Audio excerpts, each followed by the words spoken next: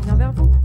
On revient vers vous. On revient vers vous. On revient vers vous. Bonjour. Aujourd'hui, on est avec le directeur des relations institutionnelles de Skyrock.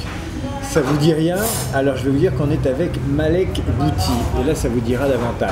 Bonjour Malek Bouti. Bonjour. J'ai été discriminé il n'y a pas longtemps. En fait, je devais avoir un job, je devais être président de la HALD. Et j'en avais discuté avec celui qui recrute, qui est le président de la République. Je crois qu'en matière de compétences, je suis peut-être pas le meilleur, mais je dois pas être loin. Je suis celui qui a mis les discriminations au cœur de la vie politique, sociale, mais aussi judiciairement. Il n'y avait jamais eu de condamnation. J'ai obtenu 2 arrêts de la Cour de cassation, donc 2 jurisprudences, avec le travail que je faisais avec mon association. Tout était OK, et un sénateur a dit que non, j'avais une gueule d'arabe, et qu'avec une gueule d'arabe, on ne pouvait pas avoir ce job, et j'ai pas eu le job. Gardien de parking, je trouve c'est un mec à faire peur. Non, plus sérieusement, je trouve ce que j'ai compris de lui, j'ai eu l'occasion de l'avoir au téléphone, il est un peu décalé par rapport à notre société. Je lui dirais en toute franchise que ça n'a rien à voir avec son âge ni son CV, qui est pourtant chargé, et même anonyme, lui, il passerait nulle part. Je lui dirais qu'objectivement, quand on ne sait plus dans quel monde on vit, quand on a l'habitude des belles bagnoles, des beaux palais, on est plus bon pour le job, pour le taf. Il m'amènerait pas d'argent, ce gars, je le prendrais pas.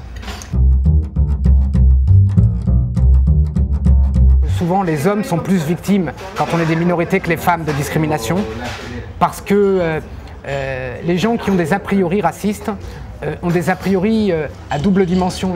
On aime l'orientalisme, on aime les femmes. Les femmes, du moment qu'elles sont jolies, on les embauche. C'est un des paradoxes du sexisme, c'est que le sexisme oppresse généralement les femmes, mais dans certains cas, ça peut être un avantage. Donc par exemple, si vous êtes une jolie femme issue des minorités, ça fait plaisir et puis c'est même un peu chic, mais il faut être jolie. Si vous ne faites pas les bonnes mensurations, le bon poids, vous êtes traité comme un mec.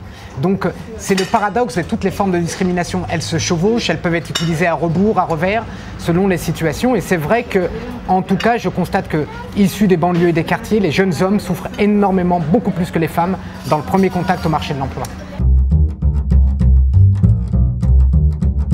Le conseil, c'est d'oser et d'aller toujours plus loin que ce qu'on attend de vous. C'est-à-dire, quand vous êtes dans une pression sociale et culturelle, vous entendez des choses à la télé, vos copains vous racontent que vous faites une image, parce qu'il ne faut pas oublier que souvent, quand ils rentrent dans le marché du travail, ils ne le connaissent pas. Et donc, ils ont tous les a priori, tous les faits divers qui leur remontent à la surface, et ils arrivent tétanisés dans les situations. Or, je pense qu'il faut oser. Il faut au contraire être rentre dedans et se vider la tête des a priori et faire confiance à une chose et à un seul argument quand vous voyez un employeur. Est-ce que je vais lui faire gagner de l'argent ou pas ? Parce que croyez-moi, il y a une chose qui parle bien aux employeurs, c'est l'argent. Et c'est normal. Moi, je déteste le discours sur les entreprises citoyennes. Tout ça, c'est du baratin qu'on raconte aux jeunes. Et après, ils ne comprennent rien du tout. C'est un argument important de ne pas culpabiliser sur l'argent. Hein, et d'assumer l'argent et l'argent que vous allez amener aux autres. En disant, vous allez m'en donner un peu, mais vous allez en gagner beaucoup. C'est un bon partage quand même. Le CV anonyme répond à rien. Et d'ailleurs, je ne vois pas un chef d'entreprise en France recruté sur la base d'un CV anonyme, c'est impossible. Et pourquoi c'est impossible? Parce que on n'est pas un numéro quand on rentre dans une entreprise. Il ne faut pas oublier une chose en France, l'essentiel de l'emploi se trouve dans des PME, dans des PMI, dans des petites structures où on est en contact humain. On ne va pas embaucher un numéro. Le CV anonyme, c'est comme, je dirais, c'est la tactique de l'autruche. C'est pas parce que vous avez la tête dans le sable que vous êtes protégé du danger. Donc de toute façon, ça n'empêchera pas la discrimination. Et je pense que c'est idiot, c'est vraiment la solution idiote. Je ne sais pas comment elle a pu faire un tel succès. C'est des gens qui ne connaissent pas le monde de l'entreprise, en tout cas vu par ceux qui recherchent un emploi, parce que ça ne change rien. Donc il vaut mieux assumer tout. Les quotas sont une monnaie de singe. On voit souvent à la télévision les échecs, les banlieues, les cités. Mais la vérité, elle est quoi? Dans tous les pays du monde, en France comme ailleurs, qu'est-ce qui fait le point commun de tous les immigrés? C'est ni la culture, c'est ni les lieux où ils vivent, ni leurs origines, ni la religion. C'est la surmotivation de réussite sociale. Et donc ce sont des catégories qui boostent dans l'économie et qui vont réussir. Les quotas, paradoxalement, c'est un frein à leur progression. Parce qu'on confond avec le problème noir aux États-Unis. Mais si vous voyez l'autre partie des États-Unis, c'est des millions de migrants qui ont tous réussi. Et donc si on leur avait mis des quotas, ils n'auraient pas réussi.